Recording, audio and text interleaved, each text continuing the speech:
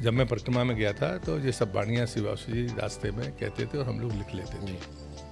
तो उन्होंने कहा कि मेरी दृष्टि से नर्मदा का नाम है, नर का मद हरने वाली माँ नर्मदा।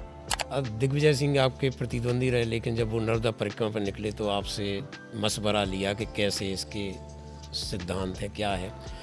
अब नर्मदा परिक्रमा के बाद आपको कभी दिग्विजय सिंह में कोई परिवर्तन लगा क्या, उनके जीवन में, उनके वहाँ बयान में, स्वभाव में कुछ अनुभव किया गया? मैं एक वैसा व्यक्ति हूँ जिसको कभी हार का भय नहीं रहा, बल्कि मैं ये बात जिम्मेदारी के साथ कहता रहा कि हार का भय ही आपसे सारे पाप करा रहा है। मैं अभी भी मानता हूँ जब तक मैं जीऊँगा धरती में उससे बड़ा दानी मैं किसी और को मानने के लिए तैयार नहीं। ना मैं उसका नाम जानता, ना मैं उसका गांव जानता, और ना वो मुझे जानता था कि मैंने किसको भिक्षा दी है। नर्मदा भक्त को राजनीति का आकर्षण वापस कैसे ले आया? तो उन्होंने मुझसे एक संकल्प लिया था कि ध्यान, इस बात का संकल्प लो कि तुमसे गौ, ब्राह्मण और कन्या का अहित नहीं होगा। आपके जीवन में महत्वपूर्ण पड़ाव आ रहा है जब आपकी परिक्रमा, जो आपने पुस्तक लिखी है, उसका विमोचन सरसंघचालक मोहन भागवत जी कर रहे हैं, तो इसको कैसा आप ले रहे हैं? नहीं, मैं परिक्रमा में था तो जब भी कोई नदी पड़ती थी तो श्री जी कहते थे प्रणाम करो, और उस नदी में 1 किलोमीटर ऊपर जाते थे जी। फिर वहाँ से पार करते थे, फिर 1 किलोमीटर नीचे आते थे और फिर नर्मदा जी के किनारे प्रणाम करके चलते थे। अन्यथा पैदल चलने वाले को और नंगे पैर चलने वाले को नर्मदा के किनारे अगर वो चलता है तो वो आनंद अलग ही है। हमें कोई रोड बना देंगे तो परिक्रमावासी आनंद में रहेगा, ये बिल्कुल झूठी माया है। चलता रहूँगा पथ पर, या तो मंजिल मिल जाएगी या फिर अच्छा मुसाफिर बन जाऊँगा। सार्थक संवाद के सभी दर्शकों को मेरा सादर नमस्कार। देश में अधिकांश नदियाँ पश्चिम से पूर्व की ओर बहती हैं। माँ नर्मदा पूर्व से पश्चिम की ओर, यानी विपरीत दिशा में नदी बहती है, उनको ऐसा माना जाता है। और आज हम सार्थक संवाद के दर्शकों को ऐसी शख्सियत और ऐसे नर्मदा भक्त से मिलवाएंगे जिनके जीवन में प्रतिकूल परिस्थितियाँ आती रहीं, लेकिन वो अविरल बहते रहे, चलते रहे। हर दौर में अध्यात्म हो, राजनीति हो, समाज सेवा हो, या समाज में नशा समाप्त करना हो, ऐसे अनेक क्षेत्रों में उनसे आज हम आपको रूबरू कराएंगे। आपको इस समझने में देर नहीं लगेगी कि एक व्यक्ति में कितनी चीज़ें समाई होती हैं, जो दिखता कुछ और है, अंदर से कुछ और है। बहुत सारी चीज़ें ऐसी लगेंगी कि जो अद्भुत हैं। भाई साहब, आपके जीवन में मैंने देखा कि प्रतिकूलताएं बहुत आई, कि आप जब लोग कहते हैं कि युवा अवस्था हो, स्वरूप सुंदर हो और ताकत हो, पैसा हो, तो बिगड़ने के अवसर ज़्यादा होते हैं। और आप 35 की उम्र में नर्मदा परिक्रमा पर निकल गए और सन्यासियों जैसा वेश बना लिया। ये जब बिगड़ने के अवसर थे तब आप एक सन्यासी बन गए। ये कृपा होती है। जी। और जो आपने कहा ना कि माँ नर्मदा पृथ्वी के ढाल के विपरीत बहती है, जी। तो यदि आपके पास में सामर्थ्य है, ऊर्जा किसी भी प्रकार की हो, धन के रूप में हो, पद के रूप में हो, स्वरूप के रूप में हो, ये माया ही है और ये ऊर्जा का भी कारण है। और ये आपका हो सकता है कि आपका उसमें कोई योगदान ना हो, क्योंकि ये पुरखों का दिया हुआ है। अगर मैं हूँ तो मेरे माता पिता के तप का परिणाम हूँ। तो मुझे लगता है कि ये जो चीज़ें हैं, अगर इनको संयमित रखना है तो कहीं ना कहीं आध्यात्मिक दिशा चाहिए, तब भटकाव बसता है। जी। मैं भाग्यशाली था, ऐसा नहीं कि मेरे जीवन में भटकाव नहीं आए हैं। जी। जो बात आप कह रहे हैं वो कुछ सत्य है कि अगर आदमी के पास में पद हो, व्यक्ति सुंदर हो, तो ऐसा नहीं कि उसमें दोष नहीं आते हैं।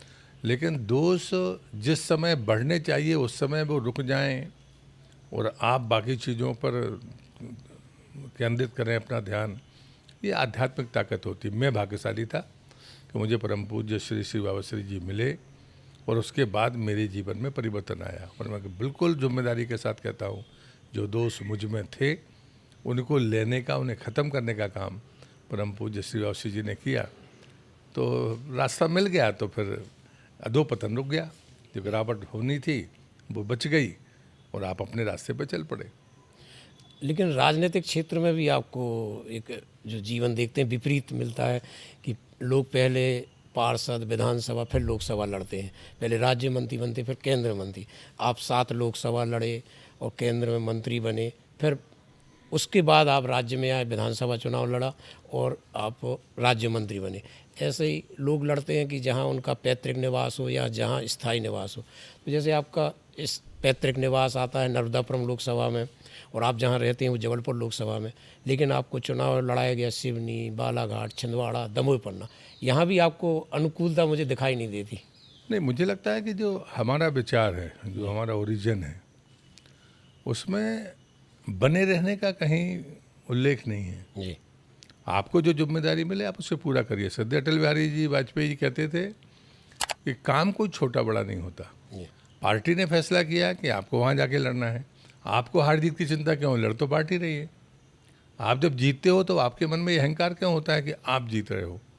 आप नहीं जीत रहे हैं, पार्टी जीत रही है। तो जीत रही है पार्टी, हार रही है पार्टी, तो आप उसके एक निमित्त बन रहे हो। और पार्टी ने कोई फैसला किया है तो फिर इससे भय के कारण कि हम चुनाव हार जाएंगे, इसके लिए कभी निर्णय में परिवर्तन नहीं करना चाहिए। और कार्यकर्ता के नाते यही उसका सही कर्तव्य है कि वो उस बात का पालन करे। लेकिन मैं एक वैसा व्यक्ति हूँ जिसको कभी हार का भय नहीं रहा, बल्कि मैं ये बात जिम्मेदारी के साथ कहता रहा कि हार का भय ही आपसे सारे पाप करा रहा है। यदि हार का भय ना हो तो आप दारू नहीं बांटेंगे, हार का भय ना हो तो आप पैसे नहीं बांटेंगे, हार का भय नहीं होगा तो आप झूठ नहीं बोलेंगे। तो हार का भय क्यों सिर पर रखना? आप इतने सारे गलत रास्ते की तरफ आपको ले जा रही है जो चीज़, हार जाएंगे तो क्या बिगड़ जाएगा आपका? लोकतंत्र है, यहाँ पर 100% लोग कोई जीतते नहीं हैं, कोई ना कोई तो हारेगा, एक जीतेगा एक हारेगा। तो मूल्यों के साथ समझौता नहीं करना चाहिए, ऐसा मेरा दृढ़ विश्वास है। और ये जो ताकत है संकल्प की, ये मेरे आराध्य परम पूज्य श्री बाबा जी से मिली। उन्होंने कहा संकल्प में विकल्प नहीं होता, ये उनकी ही वाणी है। साथ में चेतावनी दी, संकल्प में अगर विकल्प खोजा गया तो महानतम कार्य रुक जाएंगे। तो ये जो चेतावनी है, ये चेतावनी आपको आगाह करती है कि जिन मूल्यों की राजनीति के लिए आप समाज जीवन में आए हैं उससे समझौता मत करिए। परिणाम तो आते रहेंगे, इसकी बहुत परवाह नहीं करनी चाहिए। नर्मदा भक्त को राजनीति का आकर्षण वापस कैसे ले आया? नहीं, ये मेरे गुरुदेव ने मुझे वापस किया। अच्छा। अन्यथा मेरा कोई वापसी का, पहले जब परिक्रमा मैंने 30 साल पहले की थी तब वापसी जैसा नहीं था। लेकिन मेरे आराध्य परम पूज्य श्री वापसी जी ने कहा कि हम तुम्हें साधु बनाने नहीं लाए, साधुता सिखाने के लिए लाए। तभी उन्होंने एक संकल्प, जब मैं सत्संग में आया था तो उन्होंने मुझसे एक संकल्प लिया था कि ध्यान, इस बात का संकल्प लो कि तुमसे गौ, ब्राह्मण और कन्या का अहित नहीं होगा। तो जब आप इन संकल्पों से बंधे होते हैं तो फिर ये चीज़ें होती नहीं हैं। तो जब मैं वापसी मेरी हुई तो मैं दुखी हो गया था और मैंने उनसे कई बार कहा भी कि आपने कहा मुझे एक गंदगी में डाल दिया। तो वो कहते थे कि यदि राजनीति छूट गई तो तुम्हारी इच्छा पूरी, और नहीं छूटी तो हमारी इच्छा पूरी। तो संत का जो वाणियाँ होती हैं उसके जो अर्थ होते हैं वो भविष्य में जाकर दिखते हैं। तो बोले तुमको राजनीति छोड़नी है, तुम छोड़ने की कोशिश करो। और मैंने छोड़ने की कोशिश की है, ये साधनिक जीवन में साफ दिखता है। लेकिन उन्होंने कहा, बड़े शालीनता से कहा उन्होंने, बिल्कुल सहज भाव में, कि छूट गई तो तुम्हारी इच्छा पूरी, नहीं छूटी तो हमारी इच्छा पूरी। संत ऐसी ही राजनीति चाहता है।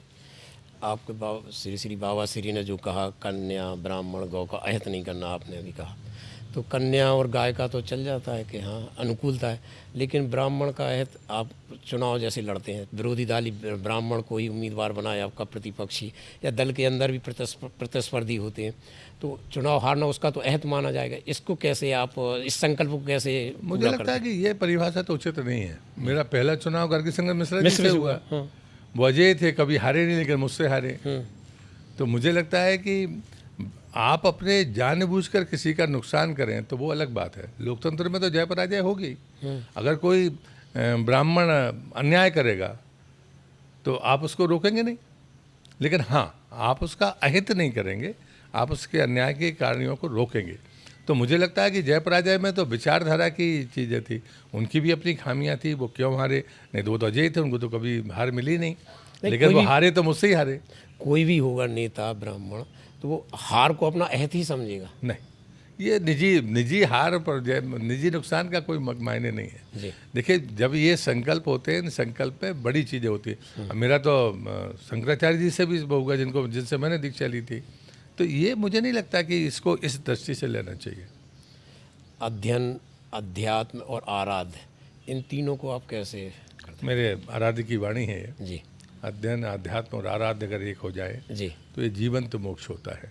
जी तो मुझे लगता है कि जानते सब हैं, हम अध्ययन करें, आध्यात्म के बारे में जानें और आराध्य को सामने रखें। अगर ये तीनों एक हो जाएं जी तो दुविधा कहाँ रहेगी। जी। नर्मदा का जो सामान्य अर्थ बताते, नर का मद हरने वाली नर्मदा। आपने 2 बार नर्मदा की परिक्रमा की है, आप इसको कैसा अनुभव करते हैं? जब मैं परिक्रमा में गया था तो ये सब वाणियाँ श्रीवास्तव जी रास्ते में कहते थे और हम लोग लिख लेते थे। जी तो उन्होंने कहा कि मेरी दृष्टि से नर्मदा का नाम है नर का मद हरने वाली माँ नर्मदा। और अभी तक जितनी भी भगवान मार्कंडेय जी से लेकर अब तक जो परिक्रमा, नर्मदा परिक्रमा वासियों की परंपरा रही है, वो परंपरा में यदि कोई भी साधु संत भी अपने तप के कारण अगर अहंकार उसके भीतर आया तो उसके समन के लिए नर्मदा के किनारे ही आया। जी ये बात बिल्कुल साफ है। जी दूसरा, जब आप भिक्षा लेते हो जी तो आपका अहंकार फिर बचता नहीं है। और नर्मदा परिक्रमा वासी दिन में एक बार भिक्षा मांगता है और वो किसी भी दरवाजे पर 5 परिवार से ज़्यादा वो जा नहीं सकता। उतने में जो मिलेगा उससे उसको बहुत दिन पूरा करना है और आगे बढ़ना है। मैंने पहली बार भिक्षा खरगोन जिले के ब्राह्मण गांव में मांगी थी। जी तो मैं आज महसूस करता हूं कि जब उसके बाद कुछ बचता नहीं था। जब मैं पहली बार जिस परिवार में गया तो मैं जानबूझकर एक ऐसे मोहल्ले में गया, तो जैसे ही मैंने नर्मदेहर कहा तो वो माई रेचन खोल के अपना ताला खोल रही थी। तो वो मुझसे कहती है कि महाराज जी जाना नहीं, मैं अभी मजदूरी से आई हूँ और मेरे घर में कुछ नहीं है, मैं कुछ दुकान से ला के देती हूँ। अब आप कल्पना करिए, जिस परिवार में देने के लिए कुछ ना हो, मजदूरी करके कोई महिला आए और वो परिक्रमा वासी को कह रही है कि आप रुकना, मैं अभी दुकान से लाकर कुछ देती हूँ। तो मैंने उनसे कहा कि आपके पास कंडे तो होंगे? बोले कंडे हैं। तो मैंने कहा मुझे कंडे भी तो लगे कि आप मुझे कंडे दे दो। तो उन्होंने उठा के मुझे 5 कंडे दे दिए। लेकिन जब मैं 5वीं जगह पे गया तो उसके आगे दुकान ही थी जहाँ वो माई खड़ी थी। उसने आखिरी में भी मुझे चाय पत्ती या शक्कर देने की कोशिश की। मैंने उससे नहीं ली।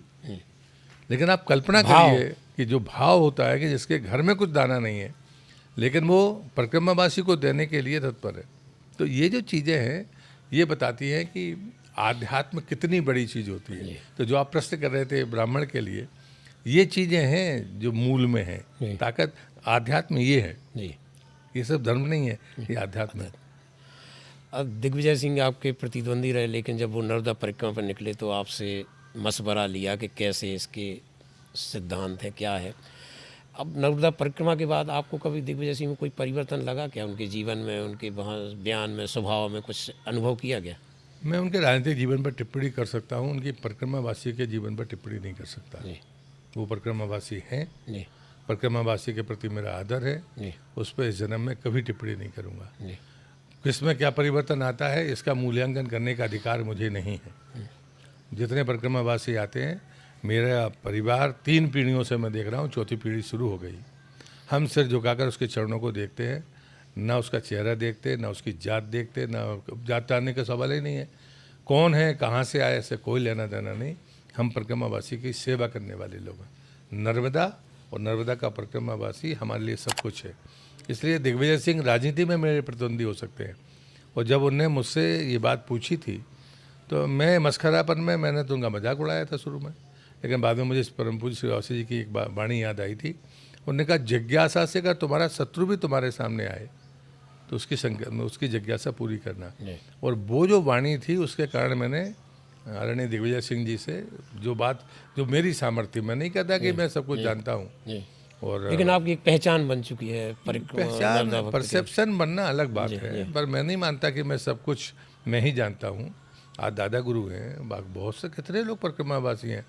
मैं एक आपके खरगोन जिले में शायद भारती ठाकुर जी एक है जिन्होंने पुस्तक भी लिखी है। अमृतलाल जी बेगड़ थे जिनने अपनी शासकीय सेवा में जितनी छुट्टी मिलती थी उतने में वो चलते थे और फिर अगले साल वहाँ से आके फिर आगे चलते थे। 20 साल तक कोई अपने संकल्प पर टिका रहे, ऐसे एक से एक लोग हैं। प्रहलाद पटेल अकेले नहीं हैं।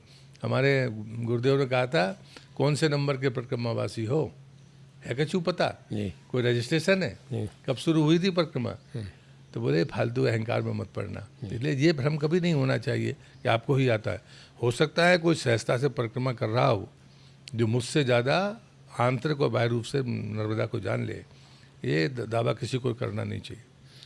नर्मदा परिक्रमा वासियों को रास्ते को लेकर बहुत दिक्कत है, उबड़ खाबड़, कई जगह आप भी नर्मदा पथ अनुगमन बताने की बात करते रहे। ये कब होगा, कैसे होगा कि एक सुगम रास्ता बन जाए?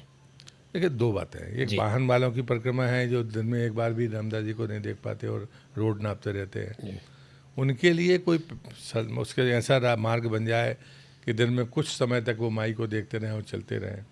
पैदल परिक्रमावासी के लिए संकट तब होता है जब किसान उसकी बाड़ी लगा लेता है किनारे से। हम दोनों बार किनारे पर रहे, हमने किनारा छोड़ा नहीं। जी तो किनारे में तो माँ की गोद में चलने में कोई कष्ट है नहीं। मनुष्य के द्वारा पैदा किए अवरोध है, उन्हीं के दिया हुआ कष्ट है।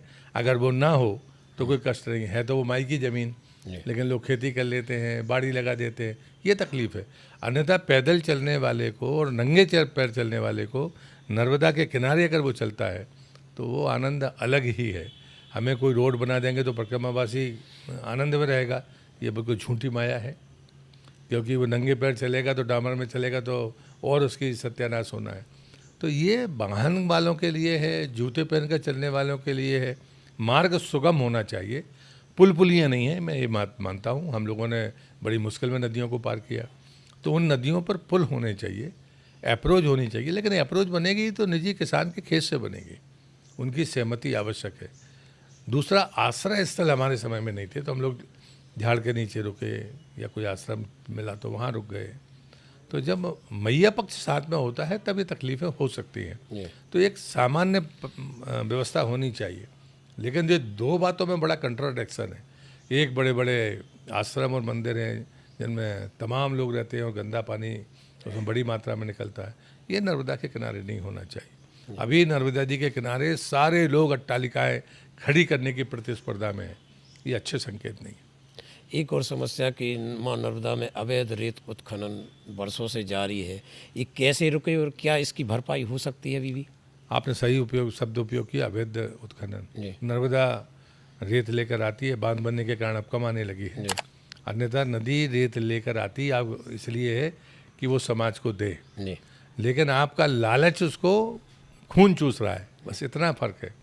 मुझे लगता है कि यांत्रिक खनन किसी कीमत पर नहीं होना चाहिए। जो माइनिंग प्लान होता है उसकी जो भी अवहेलना करे उसके खिलाफ कठोर कार्रवाई होनी चाहिए। तो इसको भरपाई हो सकती है यदि आज रुक जाए तो? माँ जैसे कहते हैं नदी अपने आप को स्वच्छ रख लेती है, आप ही कहते हैं निर्माण कर लेती, तो क्या भरपाई हो जाएगी जो छलनी हो गई? यांत्रिक खनन आप 2 साल रोक दीजिए, 2 साल में रेत निकालने के ठेके देने पड़ेंगे आपको, नहीं तो नदी भर जाएगी।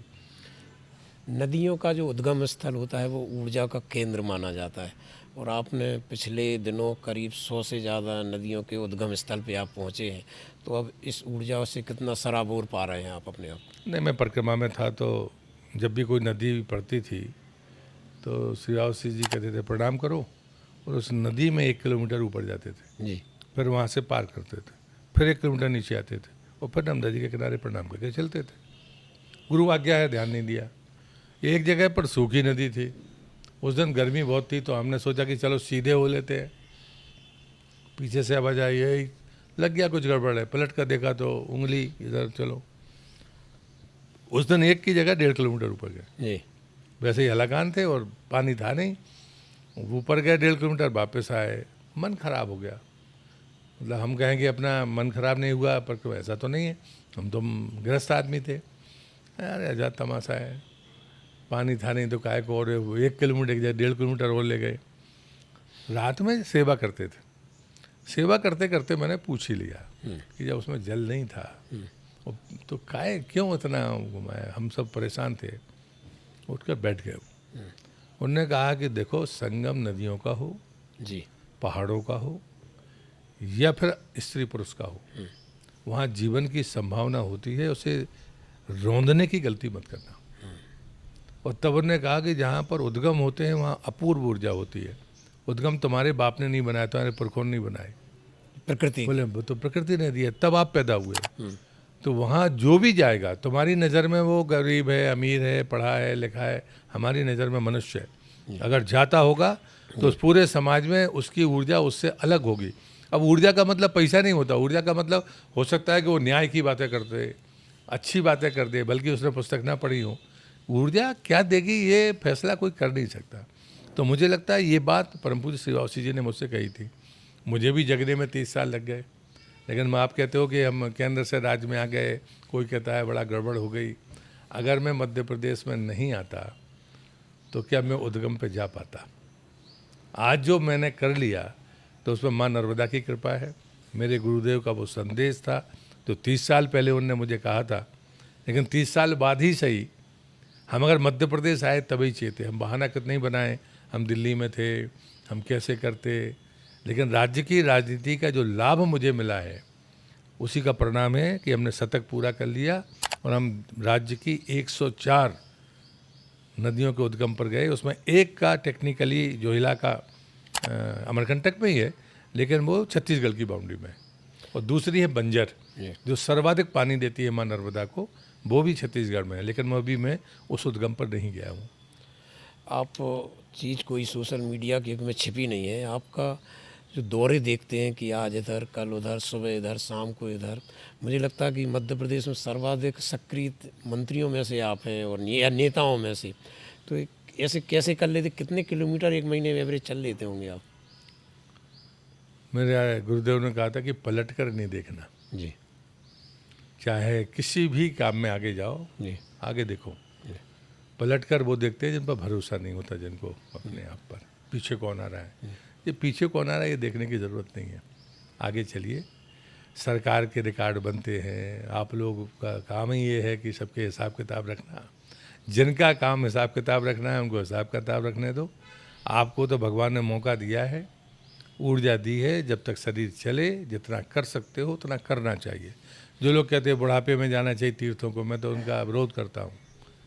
जब ऊर्जा हो तब ऐसे स्थानों पर जाओ, तब पता चलता है कि दुनिया क्या है, तो कुछ करने का मौका मिलेगा। समय ही नहीं बचेगा तो मौका कहाँ मिलेगा? अब जाओ, भगवान भी सामने मिल जाए आपको, और बाद में जब उम्र ही नहीं बची तो क्या करने वाले हो? तो मुझे लगता है समय के पहले चेत जाना जो ज़्यादा अच्छा है। जी। कोई संस्मरण ऐसा जो नर्मदा परिक्रमा के आपने 2 बार परिक्रमा की, जो आपको हमेशा यादगार रहता हो, कोई ऐसा? मुझे झाड़ी का एक प्रसंग है जिसको मैंने शायद सैकड़ों बार कहा होगा जी। कि जब हम लोग 3 दिन हम लोगों को कोई भिक्षा नहीं मिली थी, तो एक जगह पर आसन रुक गई कि चले जाओ। उन्होंने कहा कि एक दुकान है ऊपर, तो हम लोगों के पास एक 50 का नोट था जो लकड़ी में डाल के बचा लिया था, तो लूटने से ना बचे। तो जो डंडी थी उसमें लेकर, नीचे वो पोली होती है तो उसमें डाल ली, और नीचे से मिट्टी लग गई उसमें, तो उसको जैसे तैसे कुचल के वो 50 का नोट निकला। तो एक 50 का नोट था, हम 6 लोग थे। तो उन्होंने कहा कि ऊपर एक दुकान गांव है, उसमें दुकान है, कुछ लेना हो तो वहाँ ले लो, बाकी नहीं तो माई का जल है नर्मदे है। वहाँ पहुँचे तो ये उसने दुकान एक मुस्लिम की थी, उसको बेचारे को नर्मदा जी को उस पार जाना था, तो वो बंद कर रहा था। तो उसने आदिवासी एक था उसको तो आटा दिया, लेकिन मेरे पैसे देने के बाद भी उसने मुझे सामान नहीं दिया। उसने कहा कि भैया अगर नाव चली गई तो मैं रात फिर नर्मदा जी पार नहीं कर सकता और मैं रात को यहाँ रुक नहीं सकता। तो बेचारा वो हमको सुबह आके, मैं महाराज जी आपको सुबह आके, महाराज जी बोलते हैं वहाँ पर के वासियों को, महाराज जी मैं सुबह आके बिल्कुल 7 बजे आके आपको दे दूंगा, आप 7 बजे नहीं जाना। ठीक है भैया। अब इतने में मैंने नर्मदे हर किया बाजू वाले मकान में, तो वो आटा रखे बैठा था आदिवासी, अच्छी शराब पिए हुआ था। तो कहता है हंस के, ठीक टाइम पर आए, आधा तेरा आधा मेरा।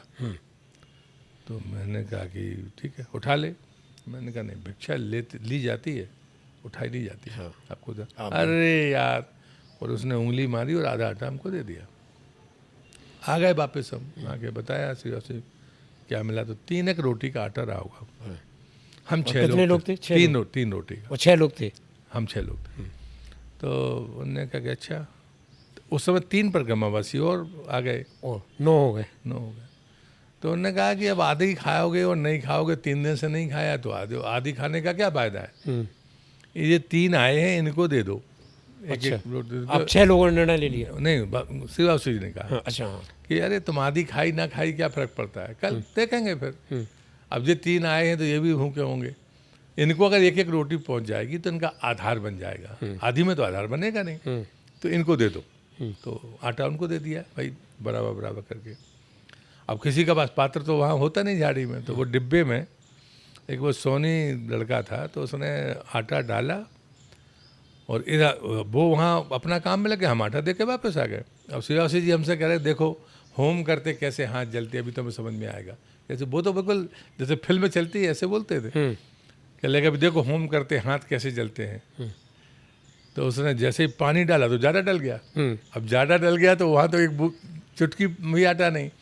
अब वो सिर पे हाथ रखे बैठ के कह रहा है किस्मत भी ऐसी कि देखो अब कब का करें। अब बस तो बोले तुम जाओ उससे कहो कि इसमें और पानी डालो। तो बोले ये गुस्सा होगा, तो तुम गुस्सा नहीं होना, तुम्ही ने आटा दिया है लेकिन जो तुम पे गुस्सा होगा। तो इतना समझा के भेजा। मैं क्या, मैंने भाई जी क्या हो गया, अरे भैया दिया तो लेकिन किस्मत ही खराब है, तब जब अभी मैं कुछ बन ही नहीं सके, गरीबी में गीला आटा हाँ, जैसा। तो मैंने कहा कि इसमें और पानी डाल दो। तो कल लगे अब तुम और हमारा मजाक उड़ा भी आ गए, हाँ। और पानी डाल दो। अरे मैंने कहा भगत जी मानो तो मेरी बात, आप इसको पानी डालो। तो कल हम कच्चो खा जाए। अरे मैंने कहा कच्चा का पेट खराब हो जाएगा। तो कह लगे हमने कहा पानी डाल दो। तो मान गया वो बात में, पहले तो गुस्सा हुआ फिर मान गया। मैंने कहा इसमें राम रस डालो, अब इसको उबाल दो। तो जैसे ले ही बनती है ना, हाँ। तो वो उबल गया नमक के साथ, और वो चाट चाट के खा गया। लेकिन फिर वो जब चलने लगा तो शिवासी ने बुलाया उसको, आटा किसने दिया था तुमको?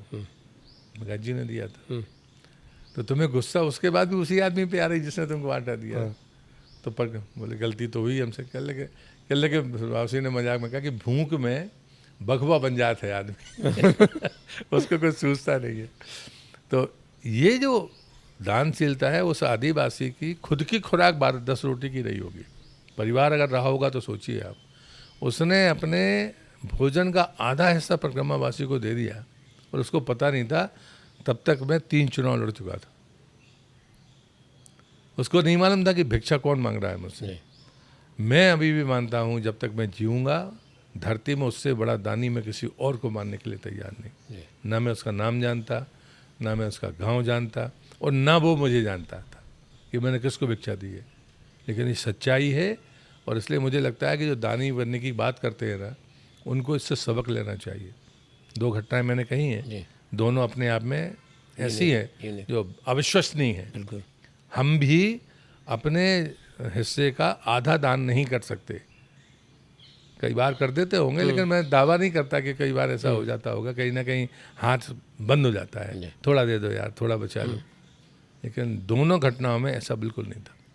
अच्छा, ये जो कहते हैं कुछ जीवित हैं, जैसे नर्मदा परिक्रमा वासियों कभी अश्वत्थामा या कोई ऐसे लोग मिले हैं, टकराए, आपको कुछ ऐसा अनुभव हुआ क्या? हाँ, वो श्रीवासी जी ने 3-4 बातें पहले कह दी थी जी। कि झाड़ी में इस स्थान से एक राजपीपला स्थान है, झाड़ी शुरू होने के बाद स्थान इतने बीच में मिलेंगे, दक्षिण तट पर मिलेंगे, ये सब तय है। फिर वो आपसे घी मांगेंगे, फिर औसत से ज़्यादा उनकी हाइट होगी, उनका पैर ज़्यादा बड़े होंगे, सिर में सफ़ेद कपड़ा बंधा होगा। मतलब ये सब बातें पहले बता दी जाती हैं। लेकिन हम लोगों के साथ भी हुआ है ऐसे ही। लेकिन हम लोगों को तो 6 महीने बाद होश आया कि वो मिल चुके हैं। हाँ, तो और इतना जरूर था कि 3 दिन जब तक वो साथ रहे, मैं कितना ही भोजन बनाता था, मेरे हिस्से में आधी रोटी आती थी। आपकी बातों में कई बार होता है कि सत्य प्रताड़ित होता है, पराजित नहीं। सत्य प्रस्तुति के लिए है, स्थिति के लिए नहीं। सत्य को प्रमाण की नहीं, प्रणाम की ज़रूरत है। इसको कैसे समझा जाए, मतलब व्यवहारिक रूप में? देखिए, जब मैं शुरुआत में जब वो द्वंद्व चल रहा था, तब उन्होंने कहा कि निमित्त बनोगे? अपन ने कहा हाँ। उन्होंने कहा खूब चिल्लाया, ख़त्म हो जाओगे, परिवार ख़त्म हो जाएगा, ऐसे लड़ाइयों में अस्तित्व बचता है क्या? तो अब मैंने कहा मैंने कह दिया तो कह दिया। तब उन्होंने कहा कि लिख, सत्य प्रताड़ित हो सकता है, परास्त नहीं हो सकता। जब आप मूल्यों की लड़ाई लड़ते हैं तो आपका कष्ट नहीं होगा, भगवान रक्षा करेगा। ये तो होगा, कष्ट तो होगा, लेकिन आप भरोसा रखिए कि न्याय जो सत्य की है वो सदैव जीत होती है। इसलिए श्रीवापसी की वाणी है, सत्य प्रताड़ित हो सकता है, परास्त नहीं हो सकता। फिर संघर्ष लंबे चलते हैं तो एक मध्यांतर आया। उस समय सबको लगता है कि यार बचने के लिए क्या करो, साधनों का उपयोग करो, बाकी करो, जोड़ तोड़ करता है ना आदमी। तो उनने कहा कि वो समय सीबीआई ऑफिस की बात थी, तो उन्होंने कहा लिख, सत्य प्रस्तुति के लिए है, स्तुति के लिए नहीं, किसी के दरवाजे पर जाने की ज़रूरत नहीं। और मैं किसी के दरवाजे पर नहीं गया, जबकि उसके पहले मैं एक बार अटल जी से मिल चुका था। फिर बाद में मुझे लगा कि सरकार बहुत भारी पड़ेगी और ऐसा ना हो कि झूठे मामलों में भी ये हो जाए, ऐसा होता है। तो फिर मेरा छत्र तो जागा। तो फिर मैं जेल गया उनसे मिलने। मैंने उनसे कहा कि मुझे आप अपने संकल्प से मुक्त करिए, वही जो गौ ब्राह्मण और कन्या का। मैंने कहा मैं क्षत्रिय हूँ, अपनी आंखों के सामने अंधेर देख नहीं पाऊंगा, और मैं इस बात के लिए बिल्कुल प्रतिबद्ध हूँ कि मैं ऐसे चीज़ों को होने नहीं दूंगा, और ये संकल्प मेरे आड़े आएगा और मैं आपकी इसलिए वापस करिए। तो उस दिन मैं बहुत वैसे मूड में था। तो उनने कान पकड़ा, उस शिक्षक से मुझे एक चपत लगाया, क्या लिख, सत्य को प्रमाण की नहीं प्रणाम की आवश्यकता है। हमारा भरोसा तब भी नहीं था, हम आखिरी दिन हम उस वाणी पर विश्वास नहीं कर रहे थे, हम तो फैसले की इंतजार करके हम तो अपनी स्टाइल में ही थे। तो मुझे लगता है कि अपन हम सबको बहुत विश्वास हो नहीं पाता। नहीं, बाद में जब निर्णय आ गया तो उन्होंने फिर बाद में मुझसे कहा, उनकी एक वाणी ये भी है, विश्वास होता नहीं है, विश्वास किया जाता है। होता नहीं, किया जाता है। किया जाता है। बोले तुम्हारे पास विश्वास रखने की जगह ना हो तो भगवान भी सामने आ जाए तो तुम भरोसा नहीं करोगे। इसलिए विश्वास रखने की जगह सदाए बनाए रखो। तो आज की दुनिया में तो ये और कठिन हो गया कि ऐसे पाखंड लोग बना के चेहरे, आडंबर, साधु वे, जटाजूट, तो आम आदमी तो बहुत दुविधा में पड़ जाता कई बार कि क्या पहचाने, कैसे पहचाने। संत पहचाना जाता है, वो या तो वो पहचान लेता है, हाँ, सुपात्रों को पहचान लेता, नहीं तो वो भी पल्ले झाड़ देता है। और जो आडंबर करने वाले होते हैं वहाँ कुछ भी चलता है। तो ऐसा नहीं है। मैंने भी कहा था, तो उन्होंने कहा कि जहाँ तुम्हारी श्रद्धा तुमको जग जाए, तो कोई भिक्षा भी मांग रहा है तो तुम उसके पैर छू लेना। मैं तो बहुत उल्टा आदमी था कि ऐसे ऐसे होता है जो आप कह रहे हो। कि मैंने कहा कहाँ मुँह टकाते पड़ेंगे, हमारा मन ही नहीं होता। बोले बिल्कुल नहीं करना, मन नहीं हो प्रणाम नहीं करना, और अगर भिखारी की तरफ मन आ जाए तो प्रणाम कर लेना। ये तुम अपने मन के ऊपर रखना। कई बार क्या है, अभय मिल जाते हैं, वही आपका पैमाना बन जाता है। ईश्वर ने कभी चमत्कार नहीं दिखाए, लेकिन आज चमत्कारी बाबाओं की बाढ़ है। कैसे लोग आम मेरे आराध्य ने तो मुझसे साफ स्पष्ट शब्दों में कठोरता के साथ कहा, चमत्कार देखना और चमत्कार दिखाना दोनों अधोगति देते हैं। और इसलिए जिन के बारे में आप सोचते हो या जानते हो उनकी अधोगति तय है, ये भी लिख लो। मैं आपसे कह ये हाँ। और जो तो जा रहे होगा, और जो भोले आदमी जा रहे हैं बेचारे, वो ठीक है, लेकिन मैंने कहा था दोनों को अधोगति मिलेगी, वो तो देखना और दिखाना दोनों को मिलेगी। तो वो भोले नहीं है, वो लालच में जा रहे हैं। आप बहुत परिवार शब्द गलत उपयोग कर रहे हो। जो लोग ऐसे लोगों के पास जा रहे हैं वो लालच के कारण जा रहे हैं, भोलेपन में नहीं जा रहे। भोला आदमी छला नहीं जाता, उसको कभी न कभी दशा मिल जाती है। लालच वाले को नहीं कह सकते आप। श्री कहते हैं ना, सोते हुए व्यक्ति को जगा सकते हो, जो सोने का बहाना करे उसे नहीं जगा सकते। इसलिए ये भोले लोग नहीं हैं, लालची लोग। आप युवा मोर्चा में आपके साथ शिवराज सिंह और जो छत्तीसगढ़ में लगे वो सब नेता, ब्रजमोहन अग्रवाल, प्रेम प्रकाश पांडे, मध्य प्रदेश में देखें तो नरेंद्र तोमर, विपिन दीक्षित जी, सब युवा मोर्चा के प्रदेश अध्यक्ष बने। आपका हर बार नाम चलता था और आपका रह जाता था। फिर बाद में ऐसे ही भाजपा प्रदेश अध्यक्ष के लिए आपका नाम बार बार चला, और पिछली बार 2023 के जब परिणाम आ रहे थे तो मुख्यमंत्री पद के लिए भी चला। तो आपका हर बार पीछे रह जाता नाम महत्वपूर्ण पद के लिए।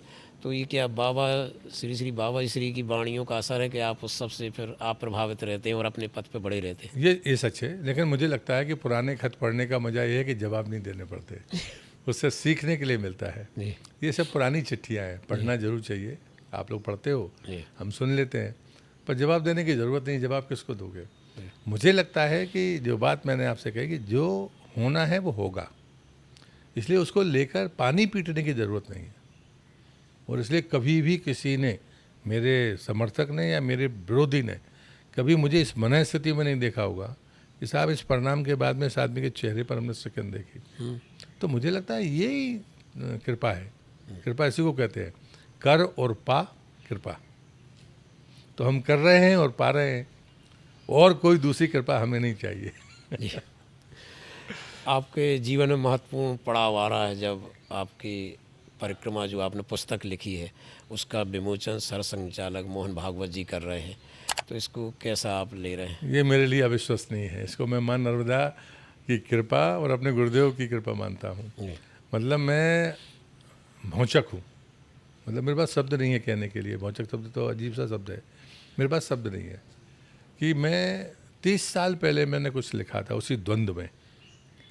30 साल तक मैंने नहीं छपने दिया कि नर्मदा को मुझे बेचना नहीं है। फिर मैं देश का संस्कृति मंत्री बन गया, हिंदी ग्रंथ अकादमी मेरे पास थी, तब भी मैंने उसे छपने नहीं दिया। हिंदी ग्रंथ अकादमी ने भी कहा, साहित्य अकादमी ने कहा। लेकिन अभी जब मैं 65 साल का हुआ तो आप जैसे मेरे मित्र उन्होंने कहा, जबकि मैंने लिख के तभी फॉर्मेट में रख लिया था, कृपासार और परिक्रमा का सार। अच्छा, तो अभी परिक्रमा अभी कृपासार आ रही कृपासार। परिक्रमा का सार जो श्रीवास्तव जी की मूल वाणियाँ हैं। जी। अब मैंने पुस्तक लिखने के लिए भी मना कर दिया था, लेकिन मैं इसके बाद एक पुस्तक लिखूंगा जो यात्रा वृत्तांत होगा। मार्कंडेय जी से लेकर पूज्य गौरी शंकर जी महाराज की जो नर्मदा की परिक्रमा का विधान है, वो स्थान अब लुप्त हो गए हैं, गुप्त हो गए हैं, उनके कोई जानता नहीं है। हम 30 साल पहले जिन स्थानों में गए थे वो डूब गए, उनका अस्तित्व तो नहीं बचा। हम फिर 20 साल बाद पहले अपनी श्रीमती जी के साथ गए, वो स्थान डूब गए। तो इन चीज़ों के महत्व इनका तो विजुअल है। 20 साल पहले जब मैं निकला था तो एक बार मेरे आराध्य प्रभु शिवाजी ने मुझसे कहा था कि ऐसा नहीं हो सकता कि इस तट पे चलो, सामने तट की पूरी वीडियोग्राफी हो जाए। तो जैसे अपन खींच नहीं जाती कि यार संतों का भी अजीब का, मतलब कौन करेगा ये पागलपन, कैसे हो जाएगा। आखिर वो हमसे ही हो गया। आज भी मेरे पास 72 घंटे की मैनुअल वीडियोग्राफी है, जो मैंने और एक घनश्याम मालवी विदिशा का हमारा सहयोगी है, और कुछ और भी लोगों ने थोड़ा थोड़ा किया है।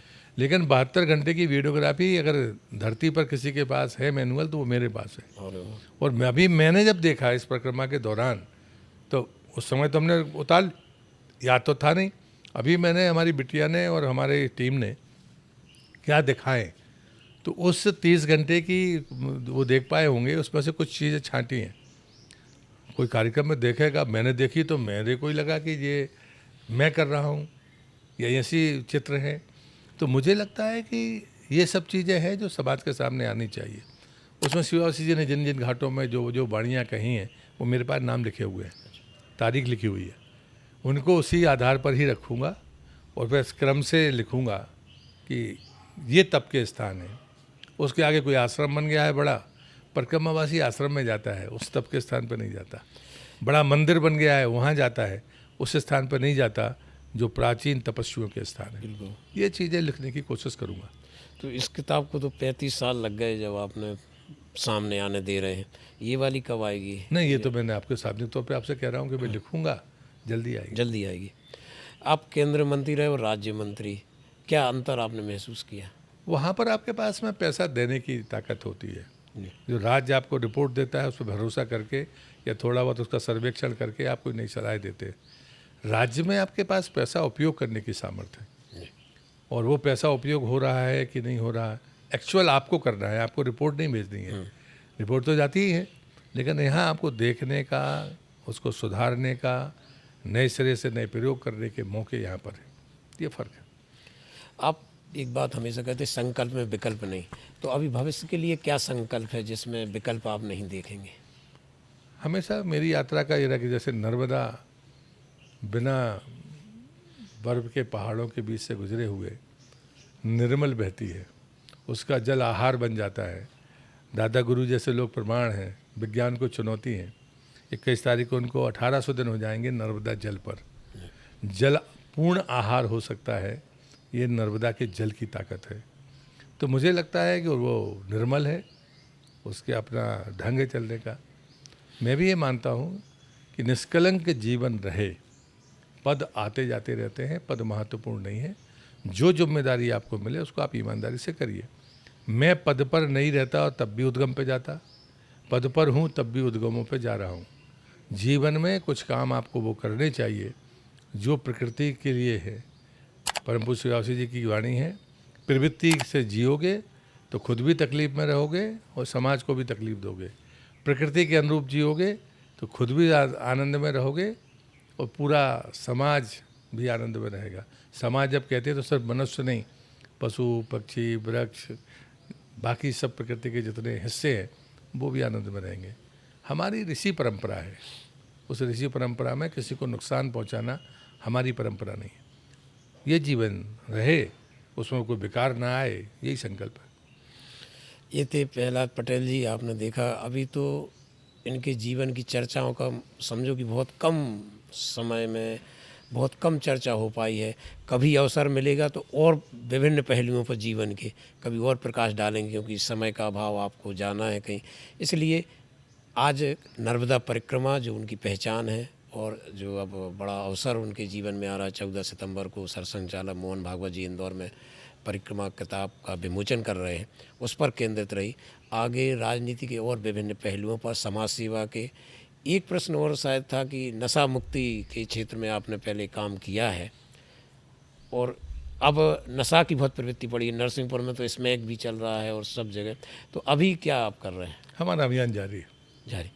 तो ये अभियान जारी रहेगा और हम कोशिश करेंगे कि हम भी संवाद का सिलसिला आगे और भी जारी रखें।